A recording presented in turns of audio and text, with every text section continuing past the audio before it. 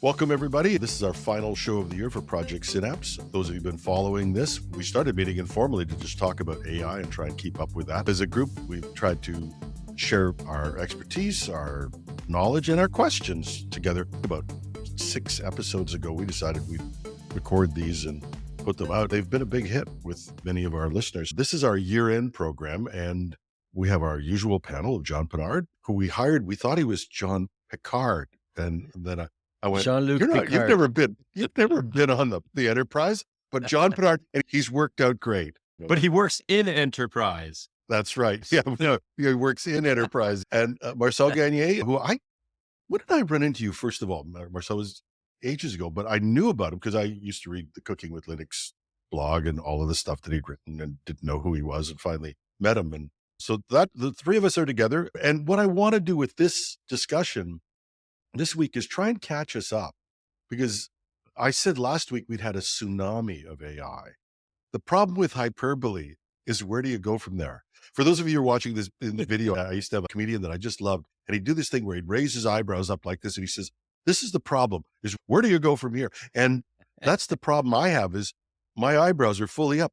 Where do we go from here? We had the week that was, and I think it was an amazing week. One of the things that I noticed was, and we'll go over it, was OpenAI's announcements.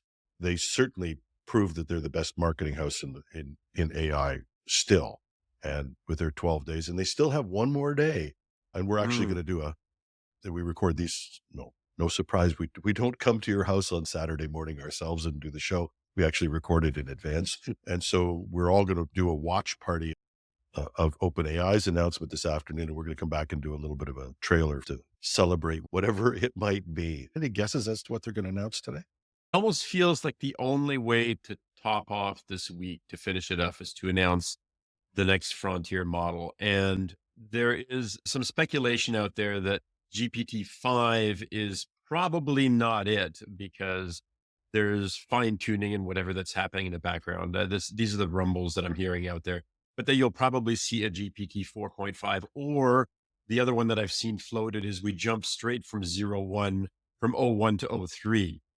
What does any of this mean? But if we're not marketing announcements, but if we're not launching a new frontier model at the end of this parade of new and exciting things, then it almost feels like you have to launch, if nothing else, a point version of the frontier models. Because really, when you come down to it, we're still basically dealing with, I know we've got the reasoning model 01, but in terms of the base frontier model, we're still dealing with 4.0, which is awesome.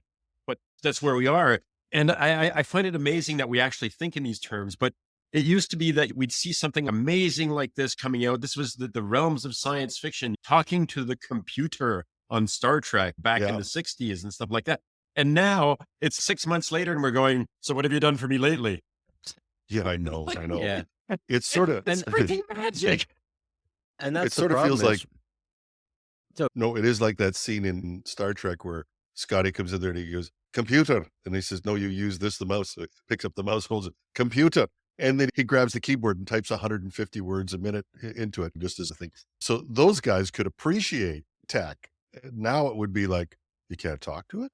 Yeah. No. I was going to say, as far as where do you go, like what's day 12 going to look like? It's hard to say, because other than coming out with a new model, they've already come out with video. They've already come out with the voice. They've come out with all of these other things. To me, it has to be something big, or it's going to just be a lunch bag letdown, this lead up to the last day, and then they just push you off a cliff.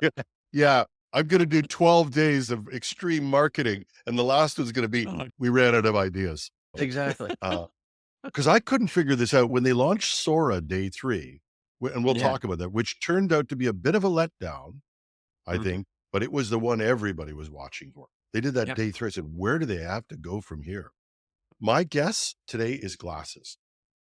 I know that's probably tough, but that's my guess.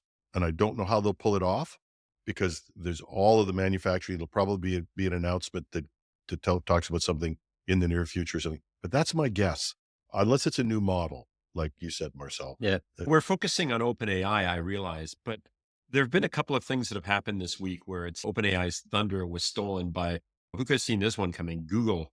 And Google released their like true real-time video model before OpenAI did. Now, what OpenAI did was they put it inside the so anybody can use it like from their phone. So they then went up to Google after that. But then Google released its new leading edge model. And I don't know if you noticed, like if here we go with the jokes about Marcel subscribes to everything. But if you subscribe to Gemini Advanced, to the Gemini premium product, they dropped yesterday their 2.0 experimental advanced full model. Yeah. Okay. Which is, and of course, so they've got a reasoning model. They've got a full real-time video reasoning a multimodal model so that you can basically stick it in your shirt, like in the movie Her, where it sees the entire world and can comment on what's happening. But again, like I said, OpenAI went up that. But then on top of that, we've got NVIDIA. NVIDIA is the company that is really the winner in all of this because they're the ones supplying the hardware to all of these companies. And of course, they've got back orders going 10 years into the future or something stupid like this. Yeah. And yesterday they released, I don't know if you noticed this or if you caught this news in the Tsunami. $250 computer. $250 AI powered little computer that is supposed to basically live inside robots. Yep. So that it can do this amazing real-time processing. I don't know about you, but I was like ready to drop $250 at the end of the day yesterday. I'm like I'm sure you've had the Raspberry Pis. I've played with Raspberry Pis for years. And I'm sitting there thinking, just give me one of these damn things. I had to install something that can only run on Windows. And I'm a Mac guy. And you admit that? Yeah, I'm sorry. We all have to have one of them, Marcel. My name is Jim and I'm a Macaholic. But so I dusted off this Windows machine I had and realized it wasn't going to cut it anymore. So I said I have to buy a new Windows machine, $300, Windows 11, just Amazon type. Now, so how do you top that? Jensen Huang comes out.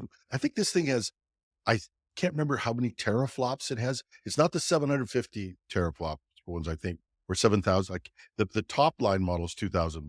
But even this bottom line one that we're talking about for $250 would wipe the floor with any computer that anybody's gotten in their house right now at all. Right. Yeah. And they see one of these things basically built into the body of your humanoid robot. So he is, and this is why I think there's an old business school story about, or at least an old business school guy taught it. That was me. But and I used to say in the Klondike Gold Rush, if you measure all the gold that people took out, forget that this guy got rich and this guy got rich, 5 or 6 or 10 or 12 or 20, whatever, or 100, whatever it is. If you measure all the gold that they all actually took out of the Klondike and value that, it probably does not even come close to the amount of money that was generated by the guys who sold pickaxes, wagons, and Levi Strauss. And that's what Jensen Huang is just sitting in the right spot. Even Canada made an announcement. We covered it. The story was Canada discovered there's AI. Don't relax. Our government actually discovered it. And we're going to get a bargain on this because we're going to spend $2 buying NVIDIA chips. I think there's $300 million going to some funds that will allow people to buy some compute cycles and things like that. But for the most part, this is going to go into infrastructure. Well, you're familiar with the concept we all know the concept of sunk costs. Like you put the money in, you're going to basically stick with it until the bitter end, no matter what. It's like my investment strategy. Yes. For many of us, I'm sorry to say. But in the case of AI, so much has already been sunk into it and so much is earmarked for the foreseeable future that it's like the people who are basically predicting the end of it, it's a bubble that's going to burst or something like that. I'm not sure that anybody will allow this bubble to burst. Certainly not in the next 6 months or a year or 2 years or whatever. There is so much every person before the bubble burst. No, I'm aware of that. Yeah. No, I'm aware of that. And to be perfectly honest, I have never been an investor or never mind a savvy investor. Let's just put that aside for the moment. Let that go. But sorry, go ahead. Finish your stuff. No, but that's just it. But with all these investments that are going on, I honestly think that people are going to keep pushing at this for some time. And we're either going to get AGI, super intelligence, whatever the heck it is that we're heading towards, or we're not. But the fact of the matter is we're going to continue going down this road looking for it because all of the biggest companies in the world are involved in that race at the moment. And not only every company in the world is into it, all of the major governments of the world are in this race. Yeah. And this is how we got to the moon. We got to the moon because there was a race to the moon. And this is definitely a race in which ridiculous amounts of money, more than the space program, looks tiny compared to what we're putting into this stuff. But I Yep. also think that when people started talking about AI 18 months, 2 years ago, you had ChatGPT essentially. That was a tool you could type into, and that was it. But with everything that's come out, and even with the last 11 and soon to be 12 days, that everything that OpenAI has thrown on the table, it's forced the other players to come to the table as well to show that they've got the same type of thing. And I think the big difference to me is that OpenAI has come with their big red bag of Christmas gifts and dropped them all on the table over a 12-day window. Whereas Google, all of these other companies are coming out with little bits and pieces. I think over the next 6 months, you're going to see a lot of them come out with a lot of these new tools and things. Even OpenAI, some of what they have announced is either partially there now or coming in 2025. Jim, you talked about you're a window or a Mac guy. I'm a Windows guy. I do have a Mac, but the surprising thing for me is I think this is one of the first times where I've actually seen things other than Adobe's Creative Suite, but this is one of the first times I think I've seen a lot of things coming out for the Mac first versus Windows. Mm. And Nope. Windows users will have to wait to get the same functionality. But I think, as I said, over the next 6 months, OpenAI is going to finish what they've announced in the last 12 days. And you're also going to see a lot of the other vendors coming to the table. And I guess my question slash concern is going to be who's going to end up winning the race, right? Is it the slow guy that comes out and does it right the first time, does it thoughtfully and comes out with all of the tools that they need, or the guy that comes out up front and goes, here's a whole bunch of stuff, it's 90% there, and we're going to enhance it as we go. And Do you want some wild speculation? absolutely. The idea or the founding premise behind OpenAI was to develop responsible AI and specifically AGI. It was a path to AGI. Mhm. And in some ways, a lot of things have been promised and so on. But I wonder if in the heart of some of, and remember, some of these tech AI people they're looking forward to the singularity. They're looking forward to this age of incredible abundance as we're ruled over by machines of loving grace, to quote that old poem by Bronigan. Idea, however, of releasing these things and constantly feeding us with these things one after another does have the effect of pushing everyone else to develop faster, to bring things out much faster, to bring them out into the environment, to keep pushing that envelope.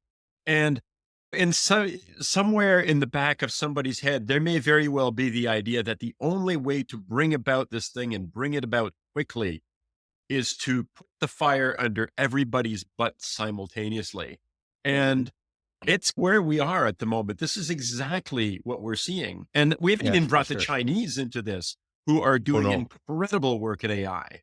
Alibaba's open source model is blowing the tires off many things. We tend to be centric around the major players for good reason, I think, in many cases. I think they do have something.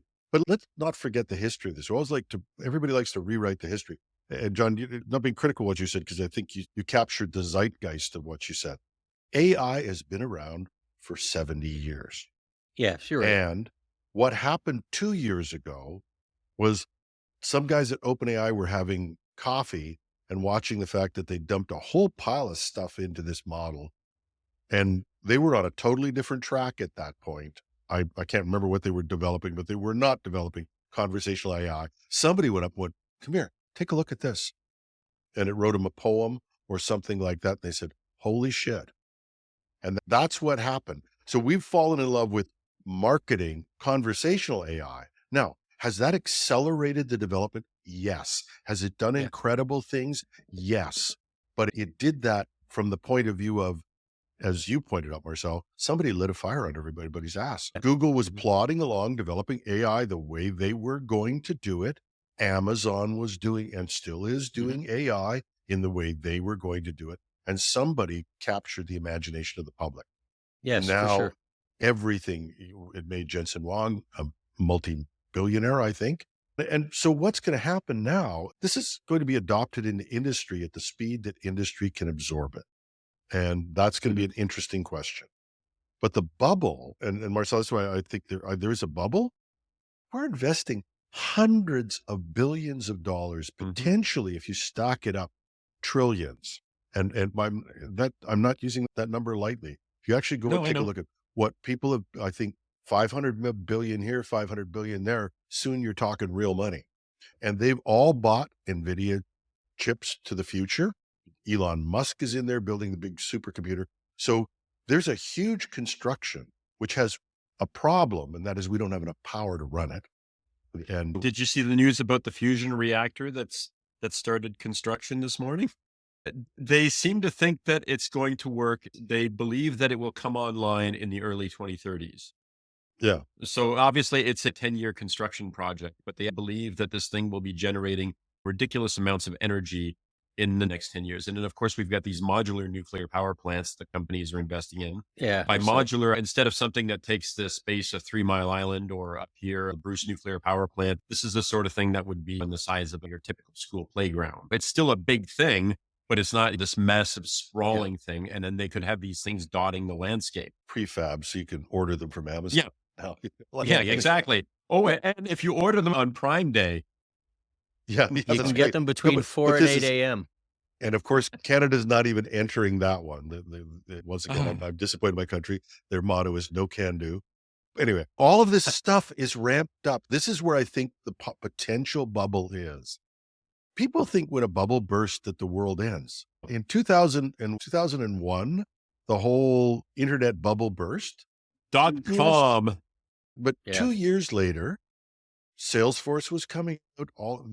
The bubbles burst because they can't sustain the initial excitement.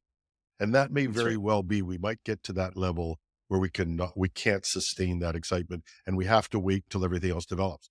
But this time, I got to tell you, the fusion reactor is new to me, but this has accelerated a lot of other things and may very well push us to clean energy, to a number of other things that are essential in our society. Yeah, with the amount of energy that's required to run this infrastructure, I can't see that it's not going to. I was actually chuckling a bit. I live in Pickering and we have a nuclear plant here, and everybody's been talking about, I got to get rid of the nuke and all the rest of this.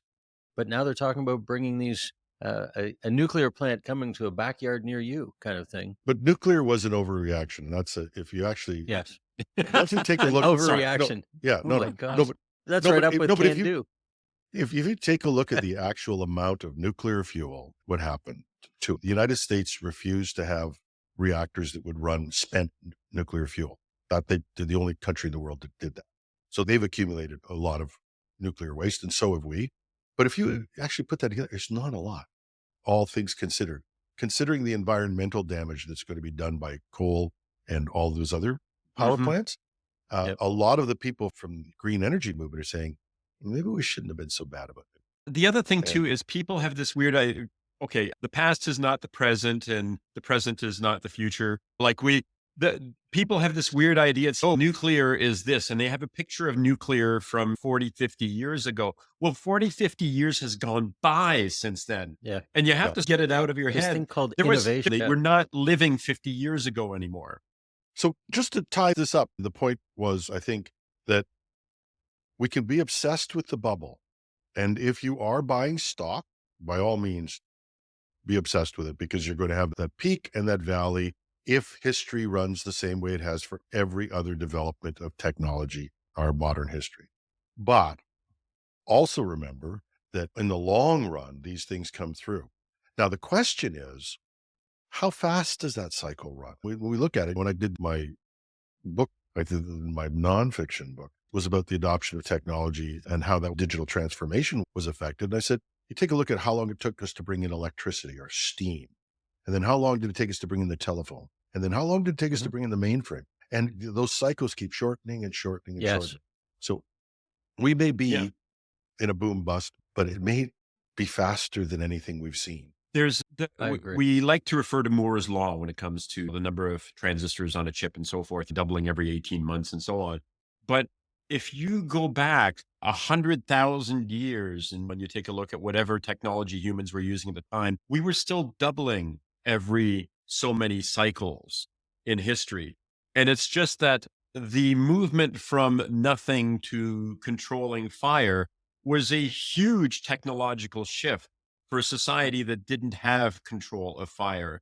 And then, of course, we add these things, and of course, they're building on top of each other. But part of it has to do with the fact that we're not built to think in terms of exponential change. We're built to think in terms of linear. Things stay the same more or less Yeah. forever all the time, which is what you've seen through most of history. You mentioned the idea, Jim, that artificial intelligence started 70 years ago. I would argue that it started a lot longer ago than that, because if you go back and you read the Iliad, which I don't have to tell you is more than 70 years ago, there were automatons, there were androids in the story, the Iliad. Like, there were these mechanical beings that acted autonomously in this ancient piece of literature. So it's not like these are ideas that just happened overnight. It's the fact that we've been steadily working our way toward these ideas that we created sometimes thousands of years ago. It's just that as time goes on, Star Trek, the reason that we had the flip phones was because people watched Star Trek and they thought, that's so cool. I want one of those things in my hands. And you can still use them to phone Chat GPT. I want to bring that up. So if you still have a flip phone, you may not be able to get, you may be still texting by pounding a key 3 times to get the letter, but you could call Chat GPT, and that's 1-800 Chat. Sorry, what's that number again? 1-800. Oh, that was so cheesy that they're doing that. Let's go back to the situation that we're in. I think the issue we have to face is, and you said we think linearly. The other piece is humans are slow to change and are slower to change than technology. And that's going to be the interesting piece. I'm still hearing people saying we don't know how to get started with AI. It mystifies me. I sat on a call with somebody I regard as very intelligent and very advanced yesterday, and he said that his COO, his chief operating officer, said they're getting 0 productivity increase from AI. And I looked at him and said, call me. Wow. I'll come by because you're doing something wrong. But I wonder, and you can get into talk about bubbles. You can get into your own bubble of we're excited about it. We're interested in it. And I'm not sure how much is spreading yet. That's a question I have. And John, you're probably more in the real world of that than I am at this point. But I think how fast can organizations adopt this? Yeah. I had meetings with 2 different C-level individuals at our organization this week. And the purpose of these meetings was to talk about AI. And it was the same. We want to use AI, but we don't know what to use it for. And I just started to rhyme off a few ideas of things that you could use it for. And they're like, oh, yeah, hey, we could do this with it, or that would help us to do this, or we could use it to write a business case that right now takes me 3 months to pull together when I'm doing it manually. But if I can take this and I can upload all of these documents and get ChatGPT or Copilot or one of these to help me to write this business case, I could do it in a couple of days. And so to me, it's still, for most companies, not for all companies, but for most companies, they still need to be looking at this as an AI assistant. I know you guys may or may not agree, but to me, that's at least a good way to get started into the utilization of it, is look to see how it can help you. A lot of companies, ours is no different, where we have an awful lot of extremely intelligent people that get paid reasonably well. And we're having them do a bunch of mundane tasks that we should be taking off their plate to give to an AI so that they can focus on the things that they're really being paid for, right? Nobody gets hired to come into a company to take minutes or to do action items. Not anymore. But you pull somebody aside to do it. Yeah. Exactly. But I'm a VP and I sit there spending a bunch of time booking meetings and taking minutes and things like that. So it takes me away from what they really hired me to do. So Yeah. if you can use AI to get rid of that, then you And can there's two ways actually, you can tackle this. And again, historically, when you take a look at people are around long enough to remember the 1990s, we did a thing called re-engineering. And re-engineering, and I'm sure I'll get letters, it was a piece of crap. yep, Re-engineering was lay a bunch of people off and make up a story of how you restructured your company. And it was just garbage, as far as I'm That's what concerned. inspired Dilbert. But there were people who were doing lean at the time. And mhm, lean was go through all your processes, find the waste in them, and find a way to eliminate that. And whether you automated it, eliminated it, or you could make incredible gains. And the Japanese focused on that. That's the Toyota way. I did a whole pile of consulting just going through processes. I did one for Inco. I guess you say the name now, it's a long time ago, but Inco, where they were taking 180 days to pay a bill. And most of it was because they had these processes that had to be followed no matter what. We pasted this together on a wall and looked at it and said, do you really have to do that? Do you really have? Is there a better way to do that? And we dropped that down to 45 to 30 days on average. Over and over, people did that. I'm not the genius of this. People did this over and over again. I think AI is going to be much the same. There's going to be those people who've got to fire everybody and we'll bring in Mr. AI. And they're going to fall flat on their face. Mhm. yep, And then there are going to be people who say, start with the outcomes we want, take a look at the processes we have, and ask yourself, how much could we get rid of today? And not yes, so we can boot people out the door, which, and I'm not saying there are competitive industries where, yes, headcount matters. But imagine what happens if you enable your people so they're not booking meetings, so they're not Mhm. writing minutes, so they're not spending 2 weeks writing a business plan that you could to get the draft together because it's the first time they've done it and they actually have to go through and look at all this sort of stuff. There's just so many opportunities to enable people to actually be able to think. yes. Well, Yeah. that was the other discussion I had with a couple of individuals this week too, was if the company brings in AI, am I at risk at losing my job? Yeah. And I said, realistically, no. All it's going to do is it's going to take some of the tasks, those mundane tasks off your plate so you can focus on the things that you should be focusing on, where you're bringing value to the company. And I like to think that people would everybody talks about I hate my job, but they pay me is a classic refrain. And I think that if you could somehow figure out a way to get people to do more interesting things so that they at the end of the day feel like what they've done matters. I think that not only do you push your company forward, do you push society forward, but you make people feel like their time at your place of business has meant something. And I think that's difficult sometimes, especially when we're living in a world of replaceable people and I can just move this person over here.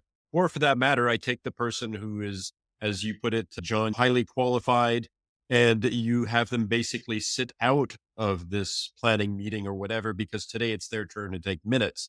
So they can't Yeah. really contribute. And of course, they can't really focus on taking all the information down because they're sitting there trying to listen and take notes at the same time.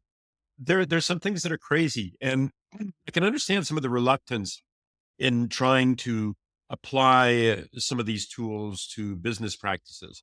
And a lot of it goes back to this tsunami that we were talking about, this pile of new things that are being dropped on us every day. If you focus entirely on, oh my God, what's the new thing that's happening today? Or, oh, this just happened, then you're never going to get on top of it. You're never going to start doing anything because you're always just assuming that something new and exciting and even better is just around the corner. And I think that's where, to steal from the Google Sundar Pichai's comment about the low hanging fruit, start by grabbing those low hanging fruits, Yep. the things that AI is already really good at doing. And don't think, oh my God, there's going to be all these new and other wonderful things because the things that it's really good at doing right now, it will still be really good at doing 6 months, a Right. year down the road. And you'll have taken advantage of the fact that was available at the time. And that may be the model to think about, is that AI has brought back some low-hanging fruit. For the longest time, Yeah. we've been pretty good at automating our organizations. Not necessarily great at doing great things with that in many cases, but we've automated our organization. Got harder and harder to find easy shots. Nobody's coming in with a spreadsheet anymore. Anything's just going to totally, wow, I can speed up this job. And then AI came along. But I think one of the things too, and again, in one of the, I did a presentation to one of the teams at the company yesterday.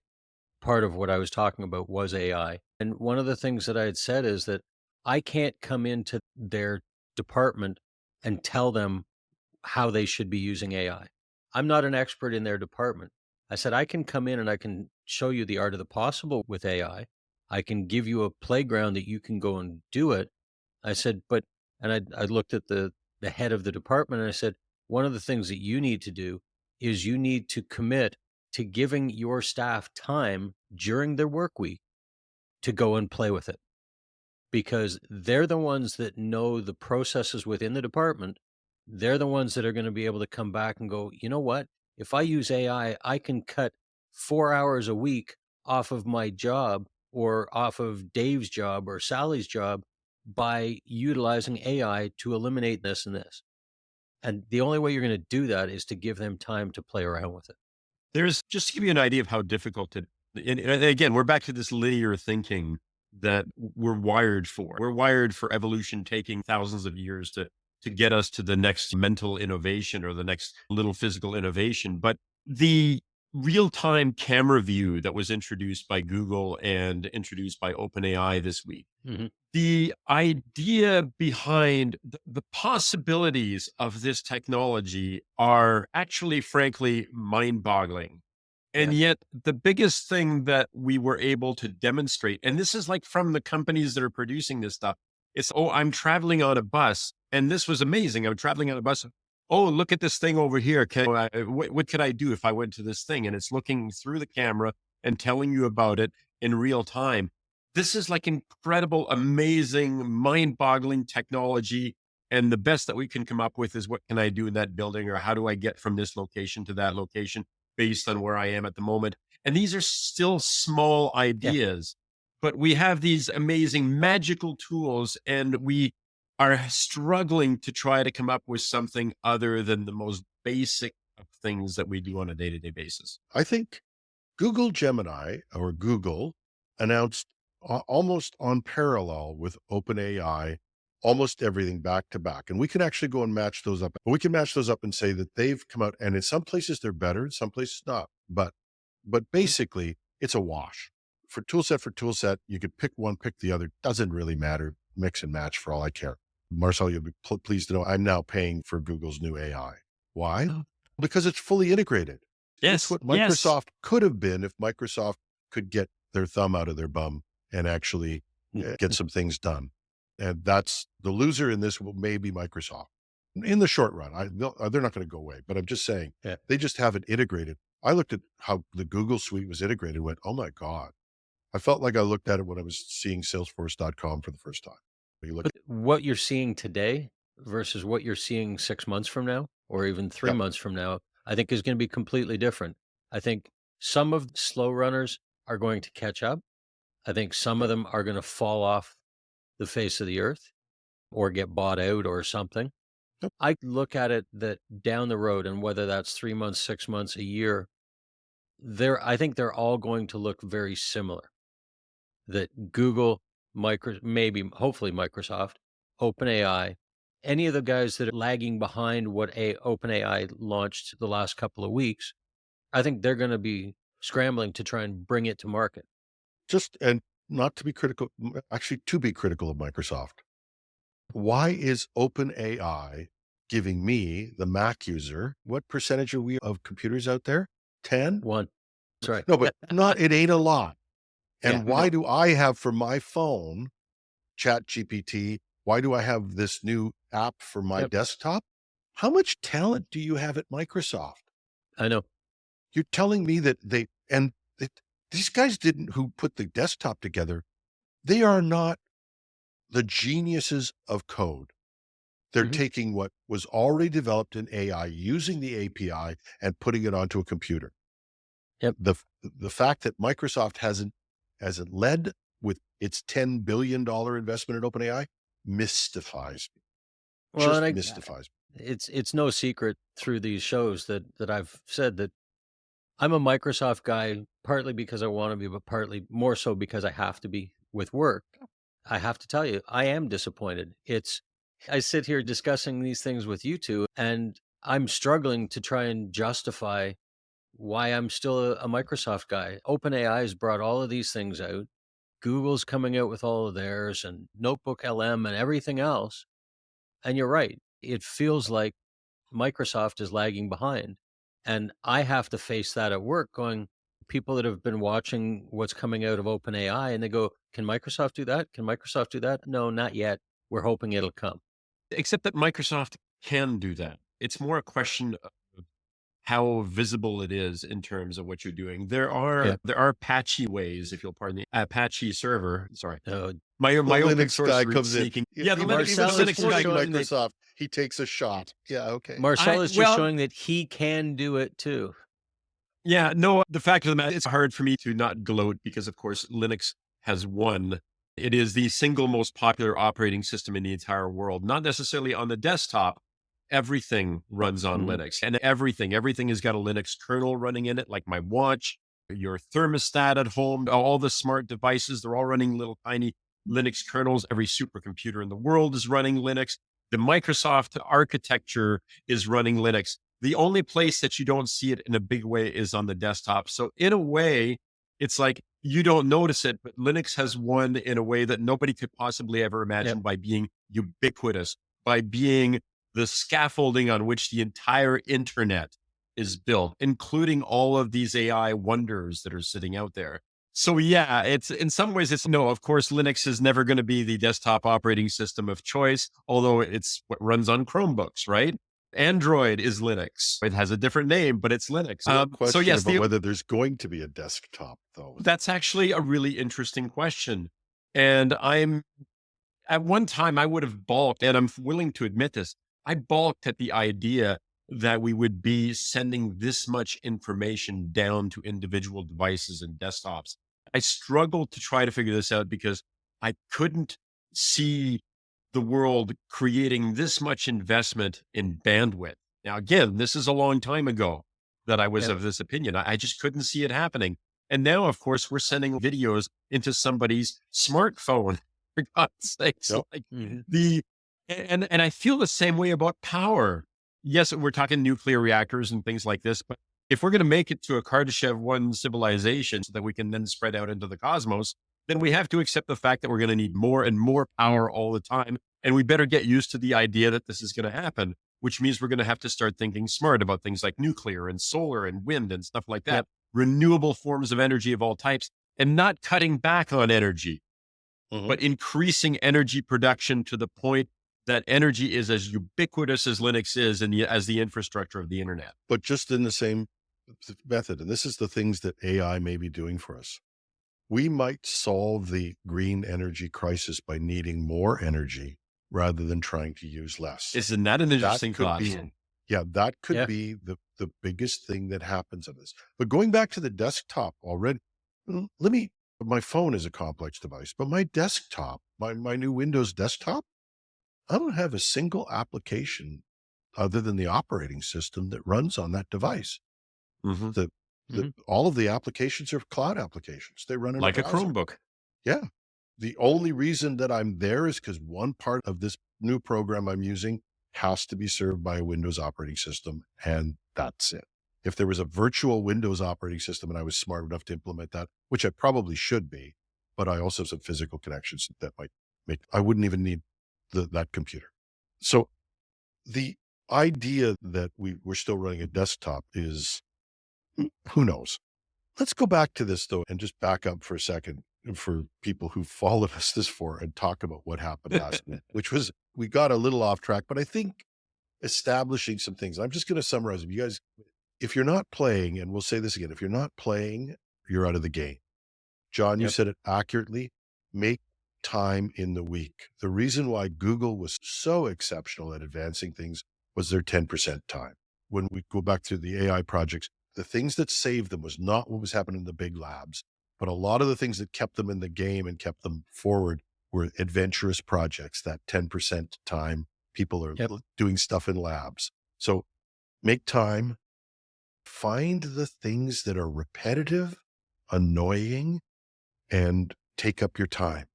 And if people just got started with that, they'd be great, I think, just as to level set with that. It's a Did I quick miss win. anything? No, I think it's Sorry, I was just going to say I've got my foot partly also in the creative community, and I'm not talking about making YouTube videos specifically, but I'm an author. I've written a hell of a lot of words over the years, let's just say. And I know a lot of writers and I know a lot of artists who work in the business as well. And there is a lot of anger at generative AI in general. And of course, the question of copyright and the question of whether it's stealing your work and so forth Yep. still hovers out there. But even while these things are being decided and being talked about in the court and in society and so forth, there are people who have come out entirely against this. They are basically the modern Luddites, to put it bluntly. They've decided that this is the enemy and we must do everything we can to fight against and shut down the enemy once and for all to preserve the glory of whatever it means to be human. And I'm not trying to be a nihilist here. Life is meaningless. This is not what I'm talking about. What I am talking about is that this is something that you cannot ignore. It is not going away. And being angry about it and attacking everyone who's trying to use these things and making people feel bad for using these things is not going to help you in the long run or help whatever it is you're trying to do for the world in the long run. You have to accept that, yes, there are definite questions, and I agree. And in fact, some of those questions are based around copyright. Who should benefit from the information that's out there that people are obviously making billions of dollars on? While those things are being decided, you should embrace the fact that the technology is here so that if things don't work out your way, you are still able to participate in this brave new world. And I think that's a big deal. And I don't just mean that in business, but in life, you're either participating or you've given up. Yeah, And fighting against a tidal wave is the same as giving up. The tidal wave is going to hit you and you're going to lose. So I agree. But you can't blame it all on AI either. And I become one of those annoying people's parties. I actually discovered this Christmas party that I'm like the accountant that she didn't want to talk to now because I don't want to, I just don't have time to, or a better example is in the early days of the internet when I was quite active in it. I built, there were 200 websites in the world when I built one of the first ones with a group of them. You guys have probably done similar things, but Mhm. we were annoying and people that were boring at parties because we're talking about stuff that I got this Nerd-like. modem to work, and I could do all these things. So that's a piece of, I discovered I was really boring about those sorts of things, but I'm still amazed at how some people have closed off to this because let's take music, for example. I'm a musician and I love acoustic music. I love to play music.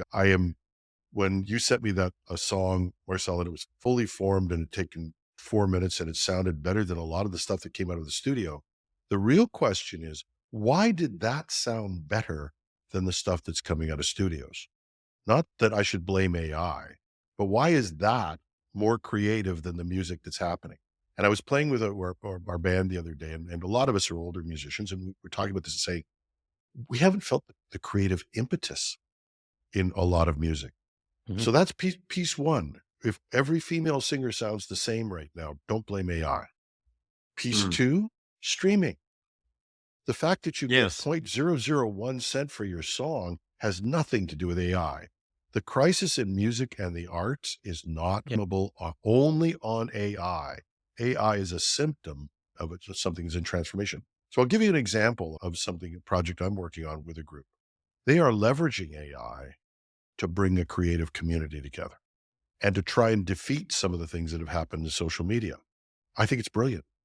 I don't know Well, if it will and go anywhere. I don't know if it will succeed, but if it doesn't, somebody else will. my brother-in-law is an artist. he was an artist turned graphic designer, and he's gone back to being an artist again. And he actually uses AI as a starting point for some of the art that he paints. And so he's utilizing the tools the same way that we are, but he's utilizing the tool in a creative way to create art. And it's the same thing, Jim, that you'd have musicians where they'd have a lot of the stuff that they would have a computer there for so that they could do background sounds and things like that. And I think that there's the potential for that type of thing in today's music as well. Yeah. But if you're old enough, you remember when Bob Dylan picked up an electric guitar and everybody freaked out. Actually, the most amazing thing was when he put down his acoustic guitar and picked up a Fender. That was the most amazing thing. That's what I'm saying. Yeah. But that was apparently the people were freaking out about that. And Bob Dylan was thinking of getting out of music at the time. And arguably playing electric made him, gave him the second impetus or the second change in his career that gave him the creativity. Can I say something about electric guitars? Absolutely. This is the mediocre guitar player talking here, as opposed to a real guitar player. But the new James Gunn Superman trailer has just dropped. And it has a great nod to the Christopher Reeve Superman in the sense that it's the theme in the background is the John Williams theme from the Superman movie with Christopher Reeve. And here's what's really cool. It's done in the background on an electric guitar. It's played, that theme is played. It is effing awesome. I want the whole thing and I want to listen to it on repeat over and over again. I swear to God, this thing is fantastic. It's the most wonderful thing I've heard in a long time. The Superman theme done on an electric guitar. It's just wonderful. You got to listen to it. Like, it's great. So the challenge is you can, and I think I put this into the book, was the idea that you can defy technological advancement. If you can be a buggy whip manufacturer in the current world, you just have to be the last one and the best one. So if that's your strategy, then you got to be among the last and the best. Yo-Yo Ma is never going to be replaced on the cello by a synthesizer. Why? Because he's Yo-Yo Ma. So if that's your strategy, you got to be better. You cannot be an average campfire player, claim that you have a right for everybody in the world to listen to you. Or, well, you know what? I'm not going to do that to them anyway. So they're safe. So that's the same strategy. If you want to stay in business and stay off the technology path, be really creative about it. Be the best and meet a need. But it's still that idea that if you can do it some way better with AI, it's going to happen. This is why all of these people remember Grammarly? Yeah, of course. It's still around. But they've actually merged with somebody else. They're trying to survive this. I can't imagine why I would use Grammarly now. I've taken it off all my devices. Why? I've got AI integrated with it. AI spells just as well, and it's less annoying than Grammarly. But, and I can customize it. That just falls off the edge of the earth if they don't compete. But a lot of these things, and we've seen it already with OpenAI, all of the things that are being integrated more and more. One of the things that I'm thinking about, and Marcel, you may know more about this actually, but I think that the next thing that's the shoe that could drop from OpenAI is, because I watched their API and their function calls. And I think this is something that when you get to the depth of these things, OpenAI has done some things better than Google and others that nobody really talks about. Function calls are one of them. And they've actually early in the game embedded this idea you can call specific functions. Makes it really a developer's paradise in there. Now, the question is, there were all these companies that were there to integrate AI tools and other tools. I'm not so sure that's not the next place for OpenAI to go, is to supply their own integration. And if they do that, then they start to absorb more and more of these little tools that come up in the market, this thing, that thing, and bring them in. What does that sound like? Microsoft. We no longer have to invent everything. We'll watch you develop it. Maybe we'll buy you, maybe we won't. Maybe we'll just develop our own, like they did with the browser and wiped out Mozilla. The whole idea of being a big platform that absorbs these things could be a good play for OpenAI as well. It's interesting you mentioned the Mozilla side of it, because What really killed Mozilla or drove it to its knees is another open source browser, which was Chromium. Chrome is the commercialization of the open source browser Chromium, which was built on top of WebKit. Sorry, I'm going to mention Linux again, which came out of the KDE desktop in the Linux world is where WebKit was born. So we've got this evolution of products going through. But to link back to your API idea, I was listening to something this morning over breakfast, oddly, and they were talking about the idea that no one actually knows how much money, and maybe it's because they're not a for-profit company at the moment, but no one actually knows how much money they're making from all of these backroom business deals that OpenAI is making at the moment. And OpenAI is being rolled into a plethora of products out there. And that, of course, is going to include things like backend and API access. And if you think about it, that is also what Meta is doing as well.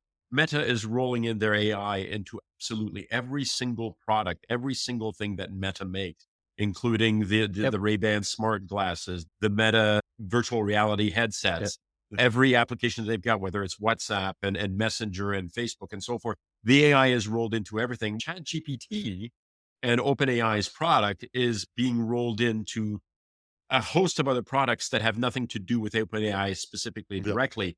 The difference with Google is Google's AI is being rolled into Google and across all their product offerings. And Microsoft has relied for a long time on being somebody who offers solutions in terms of the desktop and applications in terms of Word and Excel and all these other sorts of things. And of course, they wandered into games with Xbox and so on. But it was always about selling products as opposed to selling an integrated service of some sort.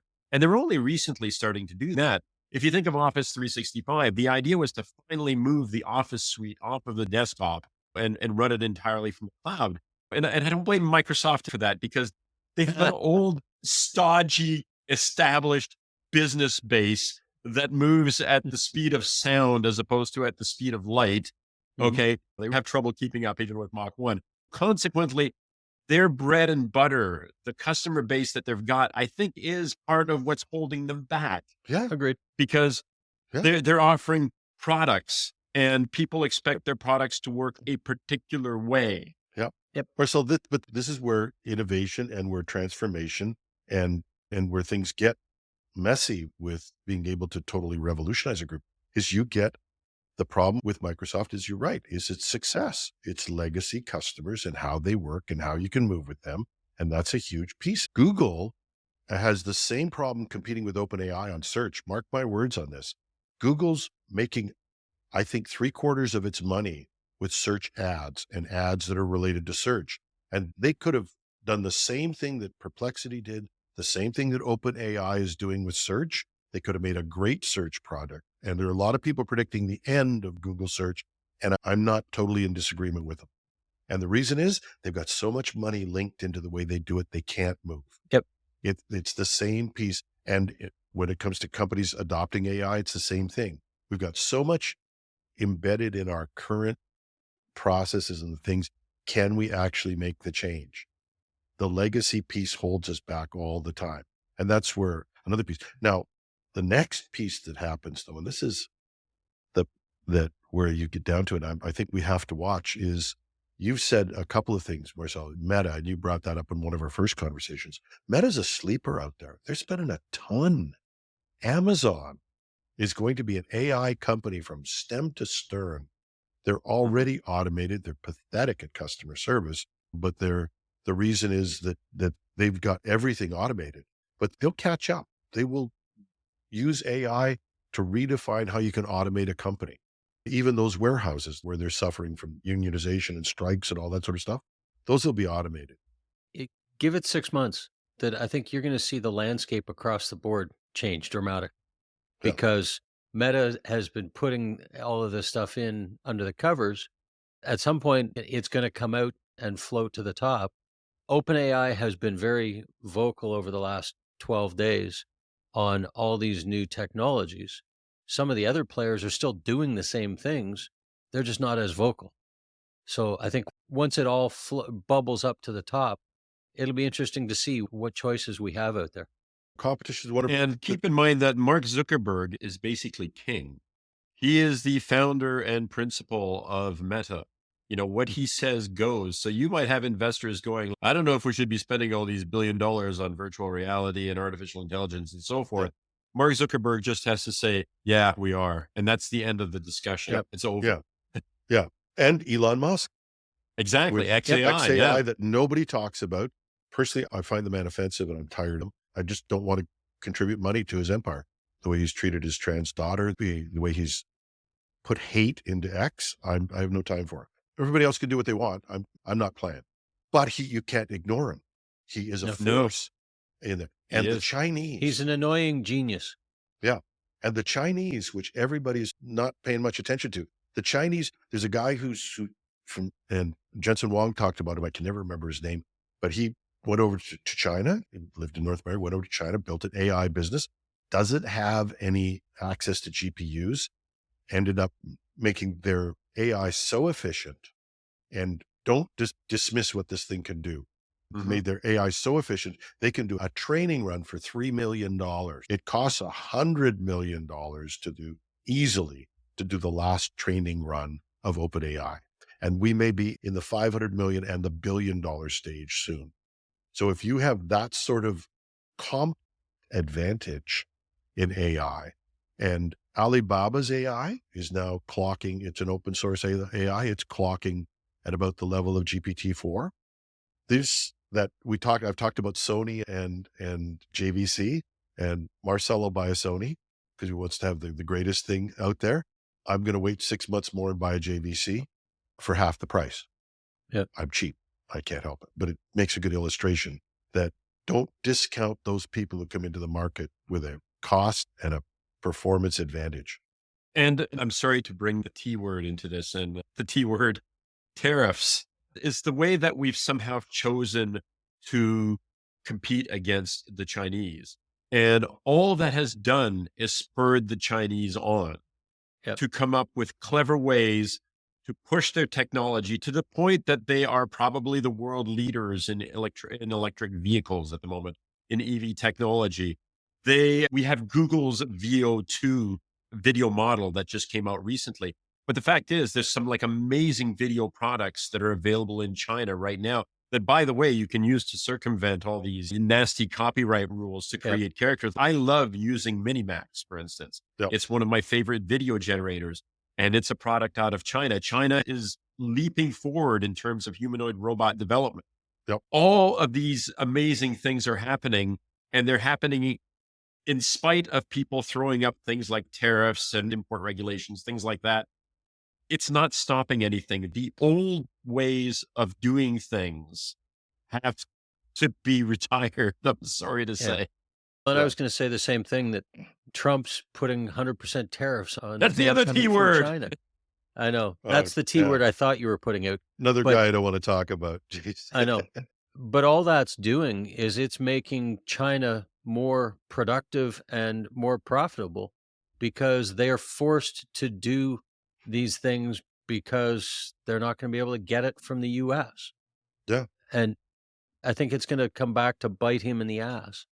The consumer end of this is going to be won by people who serve consumers. The business end is going to be won by people who serve businesses with better functions. And so far, that ability to develop it in the US, and they've somehow made a big of Silicon Valley develops all these great ideas.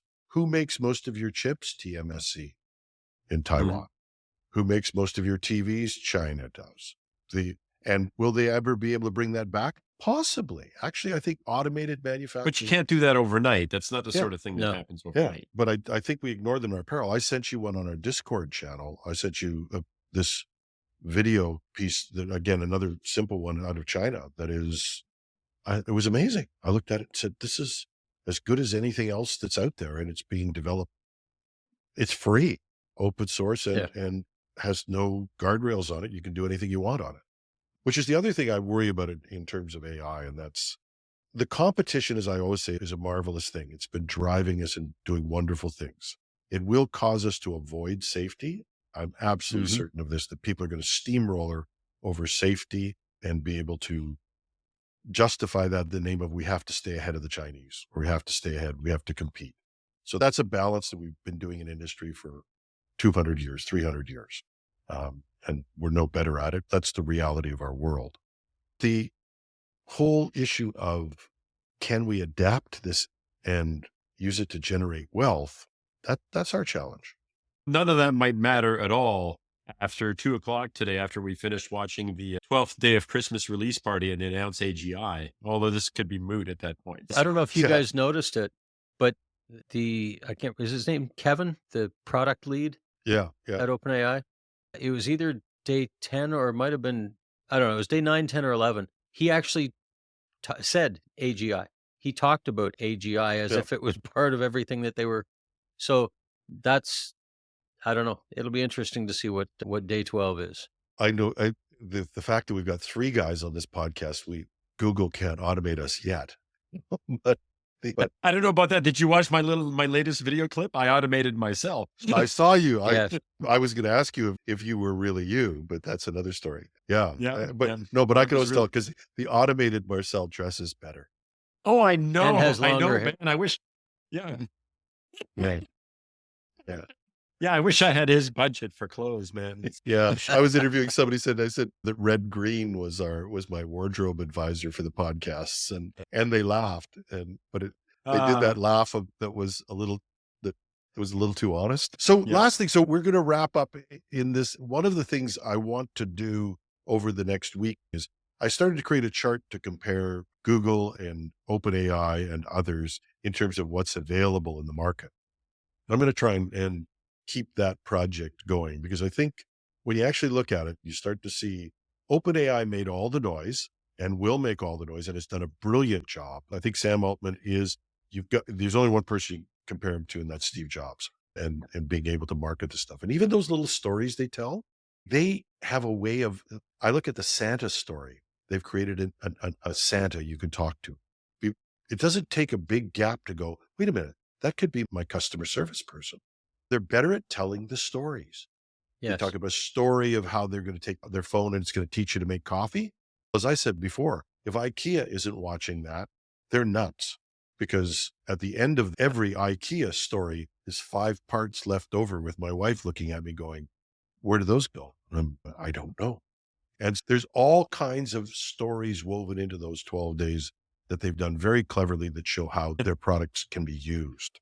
And I think that's going to be, that I think alone is worth the trip. But it doesn't mean it's not out there in other places.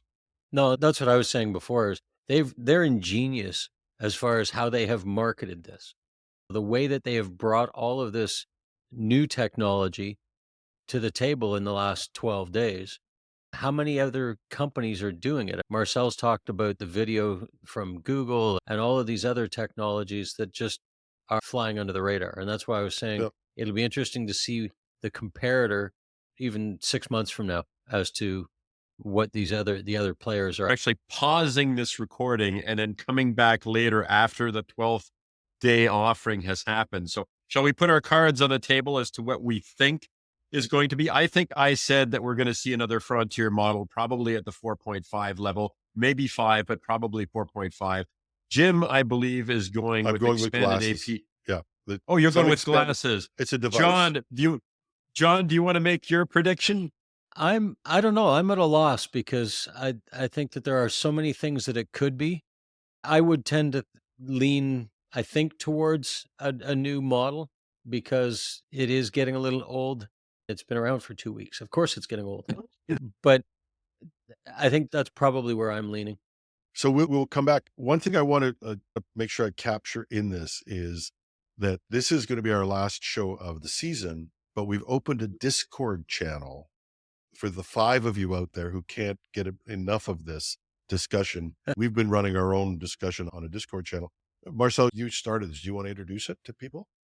Sure. I put the original Discord channel together so that the 3 of us could keep bouncing ideas around outside of the semi-official getting together and chatting about this in a podcast. But what I thought would be fun was set up yet another Discord server, but this one open to the public. And I think what we will do is, because reading a Discord link on the air is just too weird, we should have it in the show notes so that there's a Discord link. Absolutely. And what it will be is a place for people to gather and chat about some of the ideas that we're tossing around, post AI news stories that might be of interest to people, share tips and tricks about how you use all this stuff in your business and how you think that we should be using this thing. And of course, it's also a place to tell us that we're completely out to lunch on all of these things if you prefer to go down that road. But we would love to have you there. It's completely free. There's no sales pitch. You just come in, you chat with people who are like-minded, who are trying to figure out what to do with this stuff, particularly from a business perspective, but maybe in your daily life as well.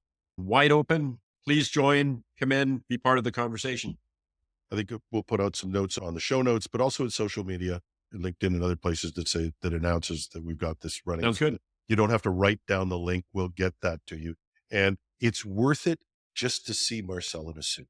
I'm going to let you guys go, and we will come back after the watch party. And a wardrobe change. We are going to stop, and we're going to wait for the OpenAI announcement. Then we're going to come back and finish up. We're back from our watch party. And what did you guys think?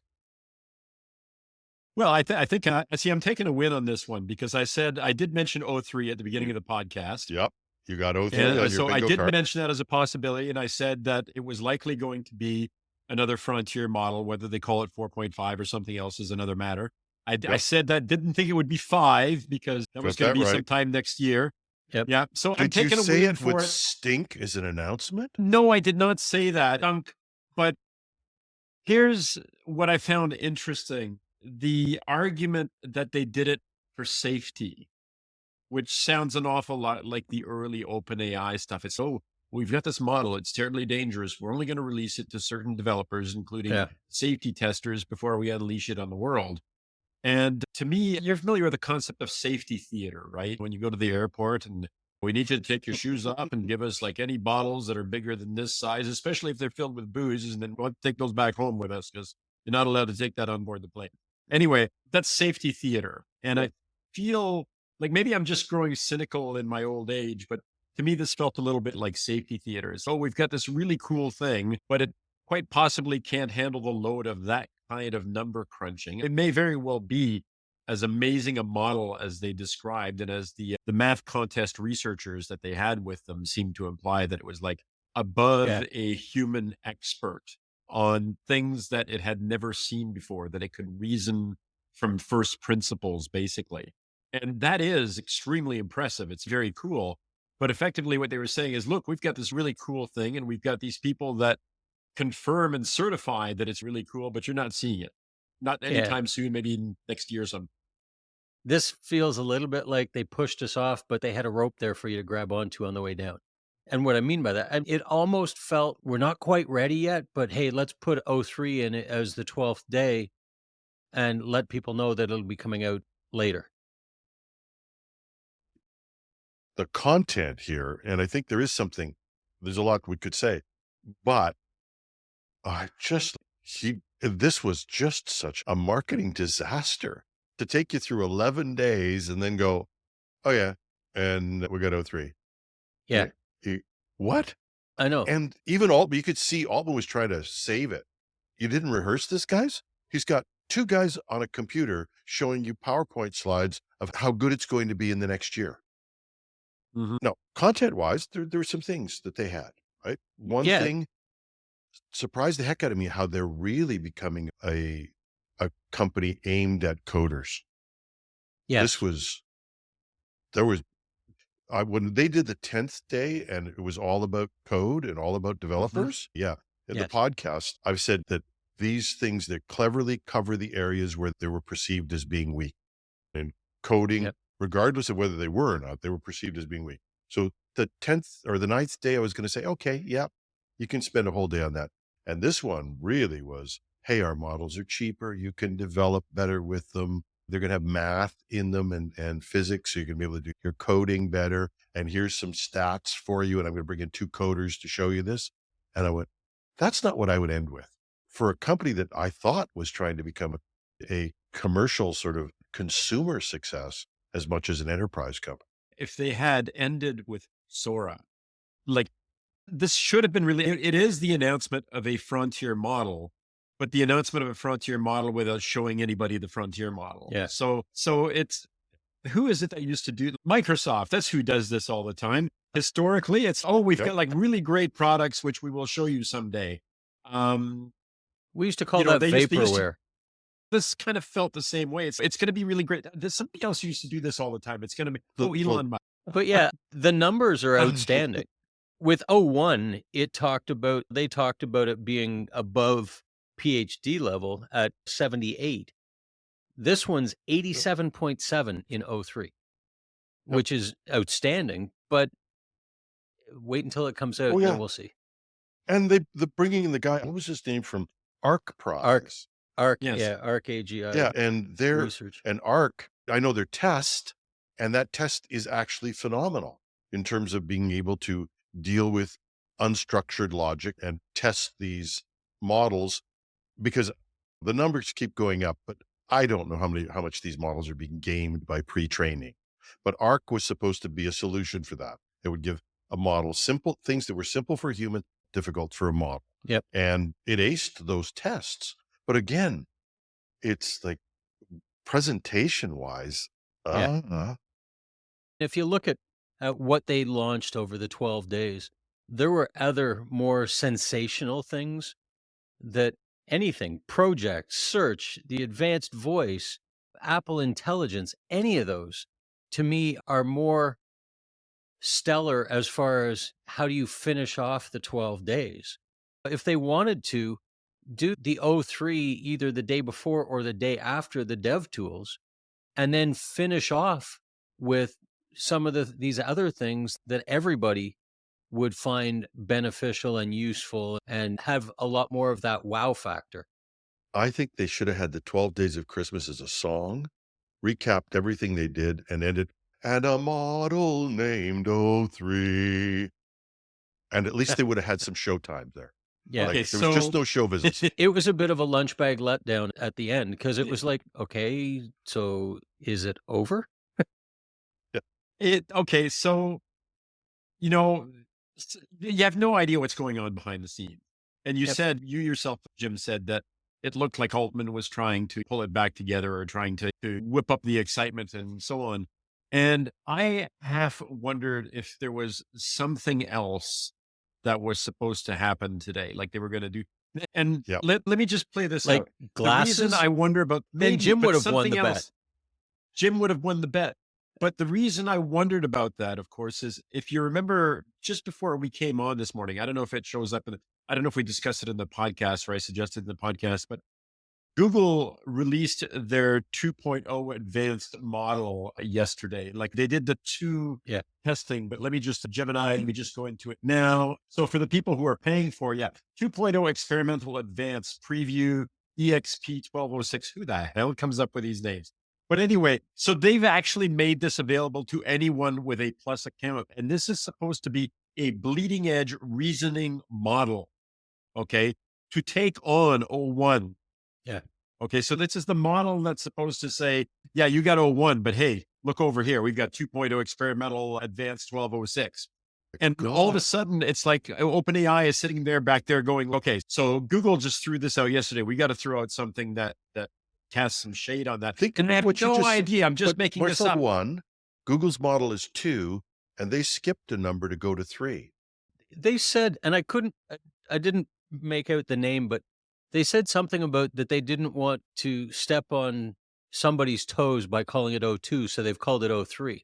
I said to Marcel earlier, they just didn't want it to get conflicted with or confused with oxygen, but yeah, but O3 is ozone. You know that. Okay, yeah. Yeah. No, but 1, 2, 3, you might actually have it. I haven't seen a number played like this since Microsoft didn't announce Windows 9. And that's just because it probably stank so badly they couldn't release it. But they went straight from 8 to 10. But look at this. They went from 1 to 3, but you might have picked that out. That's okay. I'd rather believe that. I have no idea what's going on behind the scenes, but it looked like it was thrown together at the last minute, whereas the other ones looked a little bit more polished. Yes. Everything else had a demo. Everything else had a real demo. I wondered if it was one of two things. Either they had planned on something else that failed right before they went to air, or, as you said, that it's, oh, wow, here's 2.0. We got to come out with 3. Yeah. Again, idle speculation, but Interesting. You just So want to be a double winner, Marcel. There you go. that's Yeah. right. That's right. So Gagne. just Gagne, yeah. Oh yeah. Ben oui. The O3 model, it is impressive, and they are putting it into testing. I tried to sign up as a tester, but I couldn't find the link on their page yet. So we'll see what happens with that. But all in all, a little bit of a lunch bag letdown from all of this, but still an amazing 2 weeks. Oh, yeah.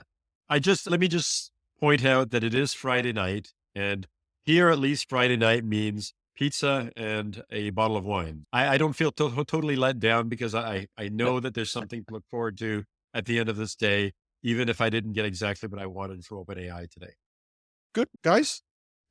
We'll be back in the new year, and we will post a link. Marcel, you're going to send me the link. Is there a link to the Project Synapse. our new? Oh, the Discord server. The Discord new, yes, server? yes. Actually, I did send the link, but I'll send it Right, again okay. to you. Yeah. And we can So we'll include that post- in the show notes. Yep, we'll post a link to our Discord server, and there you can find. I think we should be able to put some Christmas music on it or something for people. I'll So- put my dystopian Christmas song that I made a couple of weeks ago. How's that? There you That go. would be that. It's worth it for that and Marcel and us. It would be awesome. Just awesome. Actually, that's an interesting idea. What I should do is I should make an avatar of me as Santa and then have me welcoming everybody into the Discord server. What do you think? That'd be great. Yeah. Absolutely. You've got 10 minutes. You got 10 minutes while I'm putting this together and editing this over the next hour. You could send me an ending song for this too. An ending song. Man, I About don't know how to 10 wrap minutes, that up, man. but I'll see what I Yeah. can. Look. He Anyway, needs Merry a Christmas, You're lavender. guys. hurting me. You're hurting me. Yeah. Merry Christmas to both of you. Merry Merry Christmas. Christmas. Happy New Year. All the We'll best to keep in both of touch you on and your Discord, family. and we'll be back here in the second week of January on Saturday.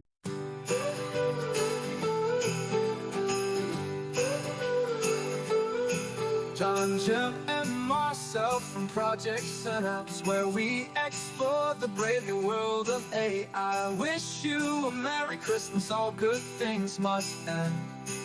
But in January we'll be back again. So Merry Christmas, everyone.